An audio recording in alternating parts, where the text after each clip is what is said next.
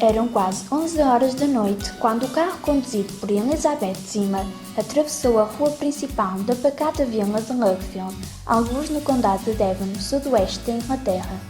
Já não havia gente nas ruas mal iluminadas e ela abriu mais o vidro do carro para deixar entrar o ar. Depois suspirou profundamente, reconfortada. Com ela vinham os dois filhos, William, de 14 anos, e Peter, um ano mais novo.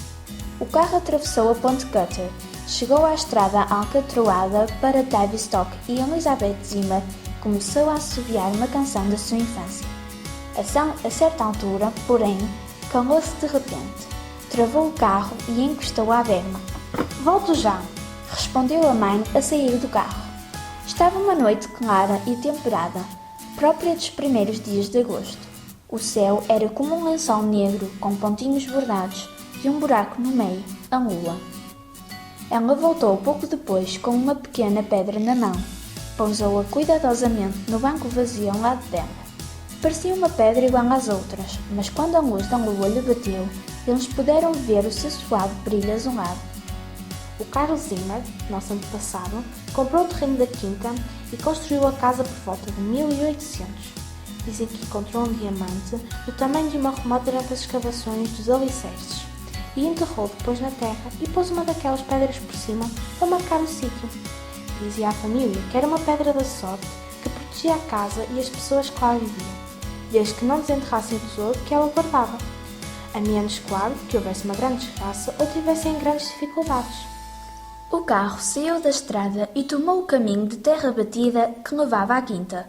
O carro avançou até se deter suavemente à porta da grande casa amarela e branca.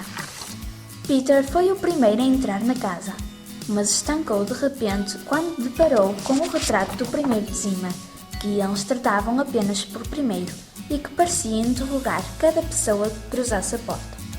Lá estava ele, com o seu bigode torcido, um alemão que estava ali de passagem e se apaixonou por uma inglesa, Dorothy, e jurou construir uma casa no sítio em que estes se conheceram. Alicia, a empregada, dizia que em certas noites de tempestade ele ainda percorria os corredores da casa, enfurecido, enquanto noutras mais calmas e afáveis, como aquela, tomava chá de laranjeira, enquanto Dorothy tocava piano. E o Peter, pelo menos ele, acreditava nisso. Completamente alheio a tudo isto, William subiu pelo tronco de uma romanceira e sentou-se num dos ramos mais baixos. Via já a sua sombra a galopar à sua frente na charneca, entre pedras e moitas do urso, e via-se a colher maçãs verdes, pêssegos e ameixas, ou a apanhar peixes no lago, ou a tomar banho no tanque nas tardes em que o sol fazia ferver as pedras. "Sai daí de cima!" gritou a mãe. "Já caíste uma vez!" Ele sorriu, mas procurou um galho mais largo. E foi então que viu, junto à fonte de pedra, algo que o fez estremecer. Seria possível? Piscou os olhos 3 vezes e aquilo continuava lá. Mas o que era aquilo? William queria acreditar no que os olhos dele estavam a ver, mas era difícil. Pareciam 2 pessoas muito pequenas, com um ar rústico e antiquado. Mas não eram pessoas como as pessoas são. O que eram então? Anões? Ou antes gnomos? Quer dizer, duendes? Ele nunca tinha visto nenhum, apenas os conhecia dos muitos livros que lera, e aqueles 2 pareciam ter saído de um desses livros. Ariteia, a rapariga que veio do outro lado, começou a contar a sua história e tudo em volta susteve a sua marcha, como se tudo também estivesse suspenso das suas palavras. A minha mãe, a rainha do Reino da Rosa, numa noite de verão, em que estava muito calor, foi dormir no cozeiral do palácio. Quase um ano depois, nasceram 2 meninas lindas. Ambas tinham uma rosa desenhada na testa. William estremeceu. Uma princesa! Aquela rapariga era uma daquelas 2 princesas, filhas da rainha do Reino da Rosa. A princesa Ariteia. Já tinha reparado na pequena rosa na testa dela, numa altura em que a franja de cabelo que a cobria se deslocara. Ela sacudiu as abelhas, agitando os braços, e continuou. As 2 princesas cresceram e eram conhecidas pela sua beleza delicada. Quem havia os seus rostos de frente à luz do dia ficava enfeitiçado e não conseguia pensar em mais nada. Todas as pessoas que viam as princesas apaixonavam-se por elas, embora elas não pudessem apaixonar-se por ninguém daquele mundo. As princesas eram amadas, mas não podiam amar. Era esse o preço da sua beleza e raramente tinham sossego. Por isso, passaram a viver fechadas numa das torres do palácio e quando saíam à rua tapavam o rosto com um véu. Ainda assim, havia sempre quem passasse as noites e os dias de olhos postos nas janelas da torre, na esperança de as ver por um momento que fosse.